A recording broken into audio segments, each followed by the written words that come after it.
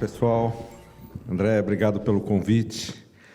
O André, quando me convidou, ele falou, não, faz alguma coisa para botar fogo na discussão. E aí, dá para apagar esse... Não, né? Teleprompter.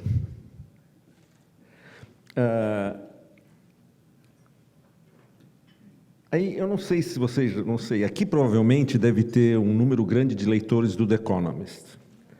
E vocês devem ter reparado que, de uns 3 anos para cá, uns 3 ou 4 anos para cá, apareceu uma coluna no The Economist chamada Schumpeter. E o que eu queria contar para vocês é um breve sumário das ideias desse sujeito chamado Schumpeter. E ele é o grande teórico da inovação. E a ideia é contar um pouco do que ele vê como inovação. Então, vamos lá.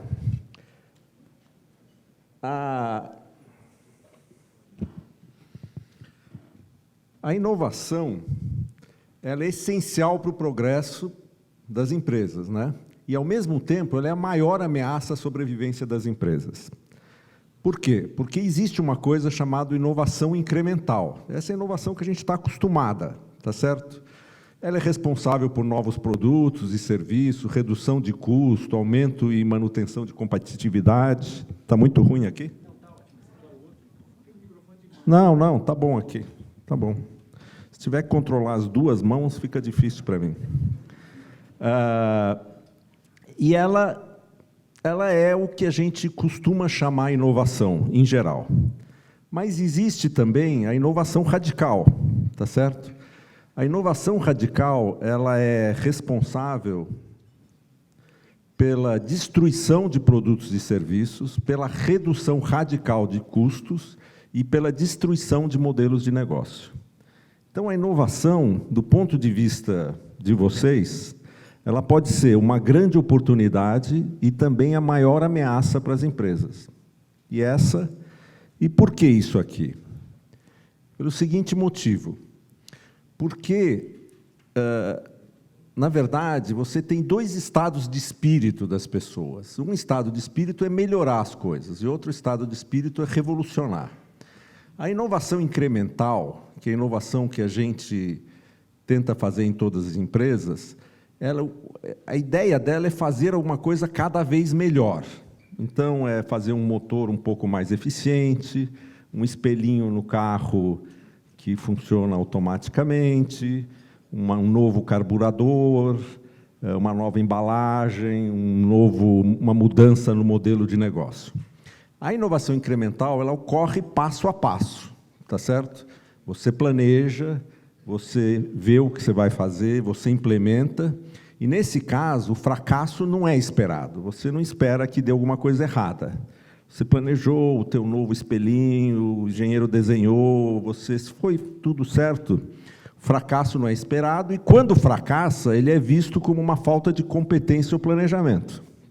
Porque não é possível que você tenha fazendo uma coisa tão incremental e dê errado, né?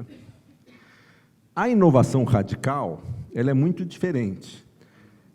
Aqui, a palavra central é esperança. Porque o que é inovação radical? É você fazer uma coisa de uma maneira totalmente diferente, na esperança que seja melhor. Na esperança. E diferente não é sempre melhor, tá certo? Então, o fracasso é esperado, vira e mexe, dá errado, a maior parte das inovações radicais dão errado. O fracasso é a regra, e o fracasso é visto como aprendizado. Tá certo? Bom, o problema da inovação radical é que ela é contrária à cultura das empresas maduras. Ela é completamente contrária à cultura das empresas maduras. Porque, para uma empresa madura fazer inovação radical, ela tem que ter um time que questiona permanentemente o modelo de negócio. Fala, esse troço não funciona, eu estou aqui nessa empresa, mas, olha, esse negócio não funciona, está tudo errado, a gente precisa mudar isso aqui é uma desgraça. É um sujeito que vai... um time de pessoas que vai fazer isso o tempo todo. é um time que vai estar tentando destruir o negócio atual da empresa. Tá certo? É um time testando novos modelos de negócio ou tecnologia que destruam a empresa. É um time tentando fazer soluções e gastando dinheiro em atividades que, na maioria das vezes, não vão ter sucesso. E é um time que não tem compromisso com o resultado no curto prazo e não tem metas determinadas. Tá certo? Ou seja, é muito difícil uma empresa estabelecida, grande, com boa gestão, fazer inovação radical. Tá? E, portanto, as inovações radicais raramente surgem dentro de uma grande empresa. Tá certo? Não foi na Olivetti, que era a grande fábrica de máquina de escrever, que surgiu o computador. Tá certo? Não foi numa fábrica de LPs que surgiu o DVD, e aí vai. Tá certo? E não foi na Kodak que surgiu as máquinas digitais de fotografia. Tá certo? Então, tem esse problema. E esse problema aqui faz com que a inovação radical ela seja uma ameaça enorme para as empresas estabelecidas. E, de muito tempo para cá, o grande questionamento é o seguinte: muito bem, como que eu vou lidar com a inovação radical? Existe algum jeito de eu ter inovação radical dentro da minha empresa? Eu preciso ficar vendo se vai surgir alguma coisa para me destruir? O que eu faço?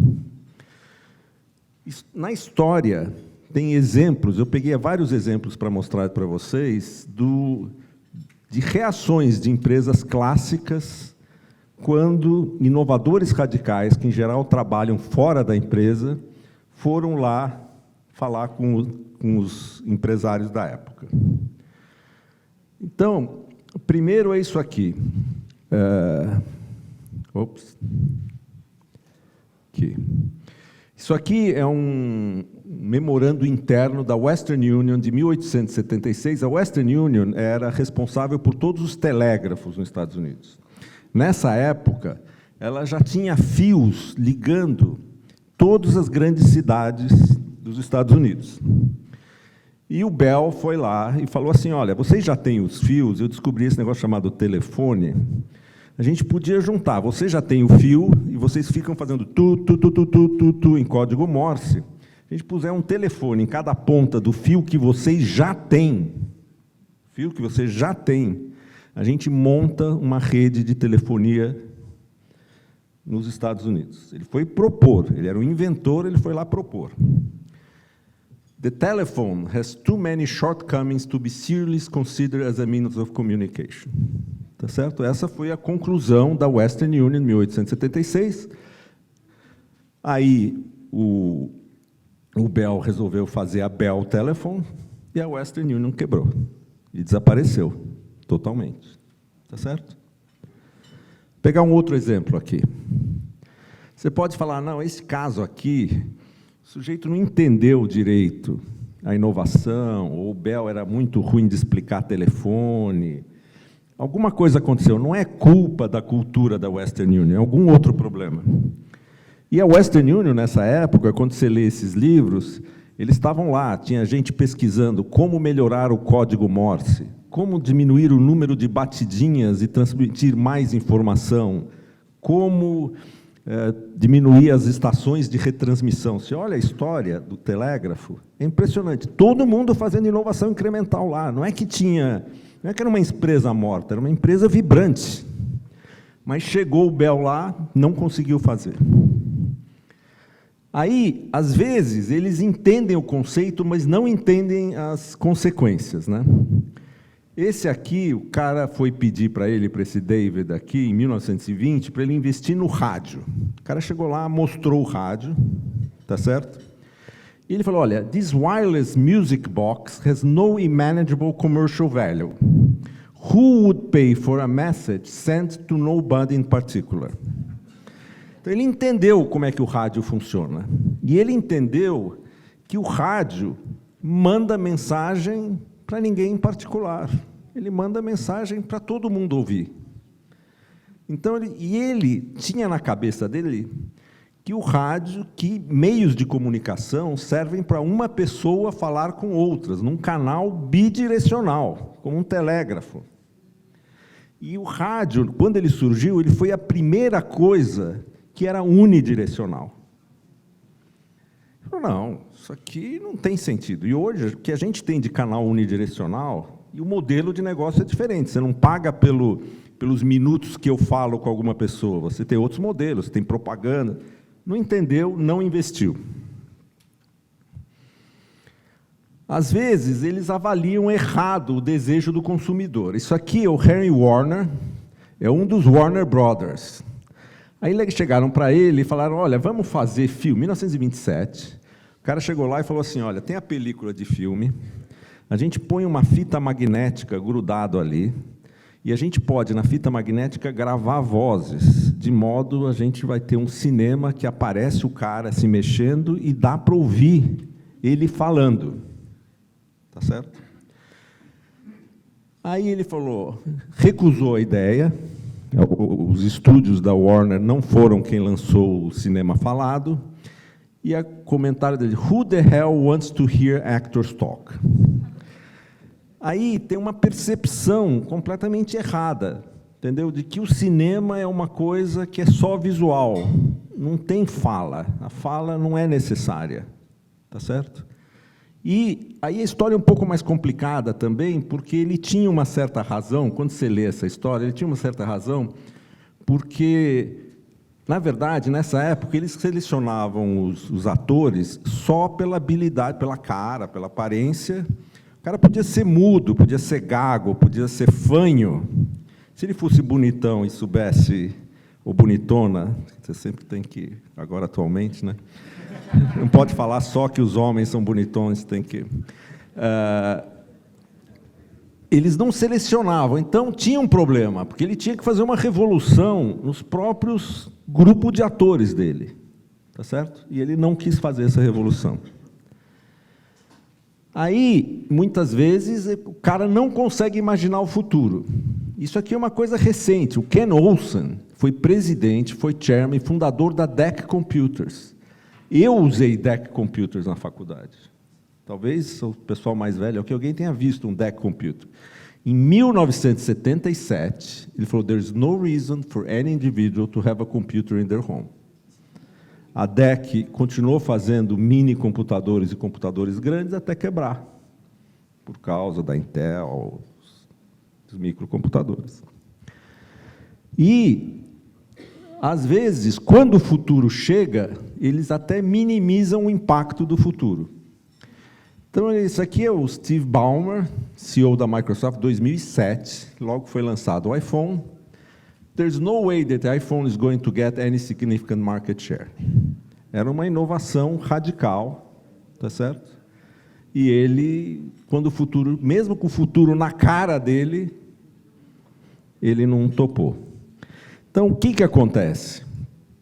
O que acontece é que as empresas tradicionais, grandes, organizadas, etc., elas têm uma dificuldade enorme, primeiro, em perceber a inovação radical, reagir a essa inovação, e, na prática, o que acontece é que, quando surge uma coisa realmente radical, elas são totalmente destruídas. Então, qual é o desafio aqui? O desafio aqui é como CEOs e administradores de empresas lucrativas, bem geridas, etc., vão lidar com isso. A história mostra que você tentar fazer dentro da empresa não existe.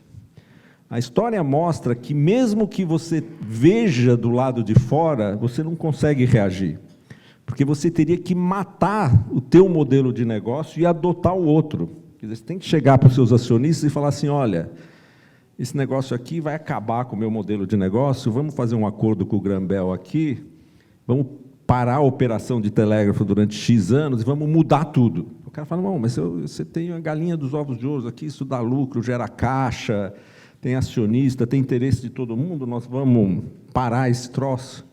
Na prática, as empresas não conseguem fazer isso. E elas são destruídas pela inovação radical. Então, o que acontece? Elas prosperam e se tornam super competitivas por causa da inovação incremental e são destruídas pela inovação radical.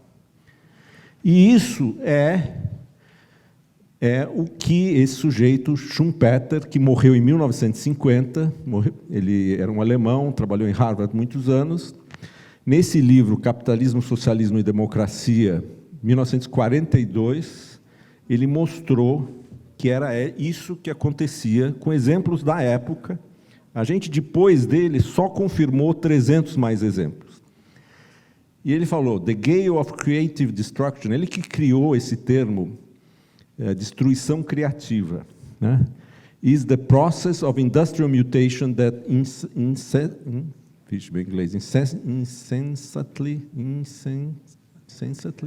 revolutionizes the economic structure from within, destroying, eu vou pular, gostaram, hein? Destroying the old one, creating a new one. 3 vezes a mesma palavra. Esse Schumpeter estava de sacanagem comigo. Mas, então, isso é um conceito antigo, tá certo? Não é nada muito novo, e é por isso que eles resolveram, no The Economist, criar essa coluna com o nome dele. Então, é isso. Obrigado.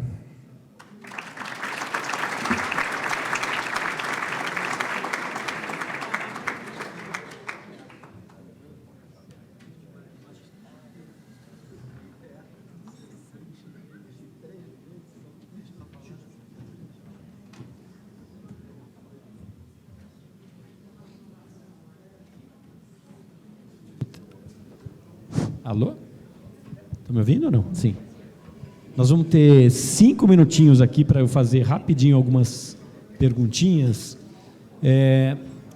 Porque o Fernando, além de um pensador, enfim, da sociedade, da biologia, todo mundo acho que acompanha a coluna dele no Estadão sobre biologia, ele tem uma atuação muito interessante. Pessoal, só um silêncio. Ele tem uma atuação muito interessante porque ele gere um fundo, Pitanga, que passa o dia procurando inovação radical. Essa é a missão dele. Eu queria que você contasse um pouco sobre essa cena. A gente vai ter um debate na sequência que vai falar bastante disso, mas a sua percepção sobre esse ambiente de startup, desse pessoal que realmente fica tentando revolução do novo, a missão deles é achar esse novo. Qual que é a sua impressão? O Brasil, nós estamos melhor, nós estamos avançando nisso, nós temos uma cena mais animada, ou é muito difícil para você, por exemplo, achar gente em que você quer colocar dinheiro e investir? Esse é o segundo fundo, né? Primeiro eu geri o fundo de Venture Capital do Grupo Votorantim durante 10 anos, e agora tenho esse outro fundo aí, o Pitanga. Como é que foi no Votorantim? Conta um pouquinho, qual que era o objetivo? O Votorantim era a mesma coisa, chamava Votorantim Ventures, depois virou Votorantim Novos Negócios, era a área do grupo do Votorantim que a gente tentava criar novos negócios, e a gente também fazia avaliação de coisas para comprar e tal. Mas o problema nos 2 casos, desses anos todos, é que tem 2 problemas, né?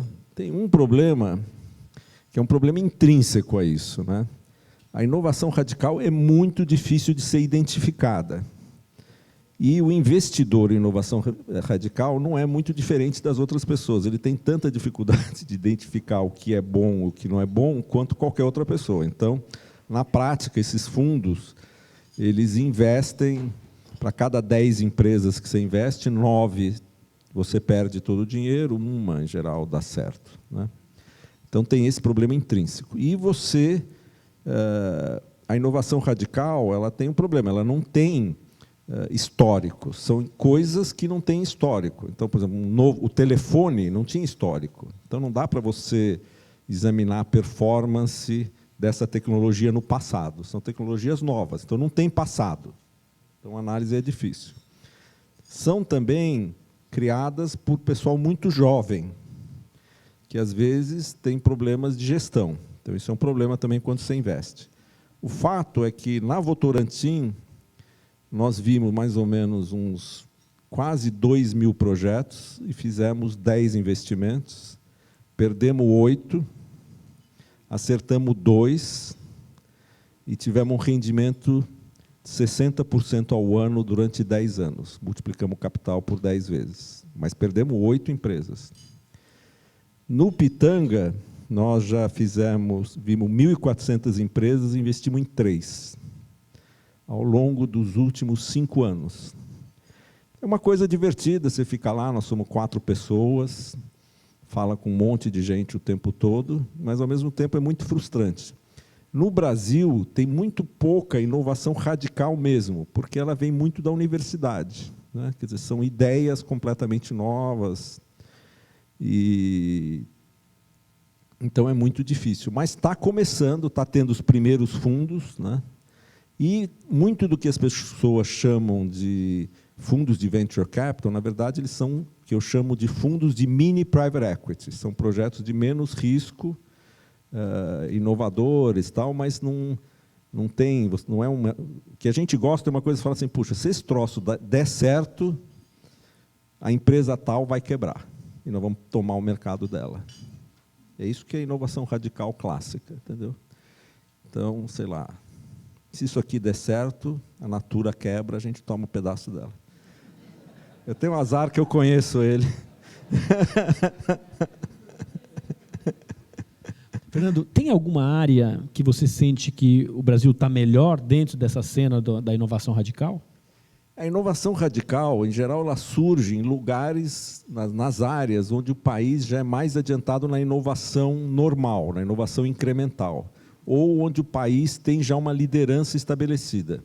Então, nós temos uma crença que, porque o Brasil é grande líder na área agrícola, agropecuária, etc., ele tem uma liderança mundial tecnológica também sobre isso, talvez lá tenha chance de surgir alguma coisa, porque o que é? São as áreas onde as pessoas que atuam nessas áreas não têm a opção de copiar coisa de fora, porque você já é o líder, entendeu? Nos lugares onde você tem a opção de trazer a tecnologia de fora, as pessoas são mais acomodadas, os jovens, né? Mas você sente que aí está acontecendo ou não? Sim ou não? Não, tem deve estar...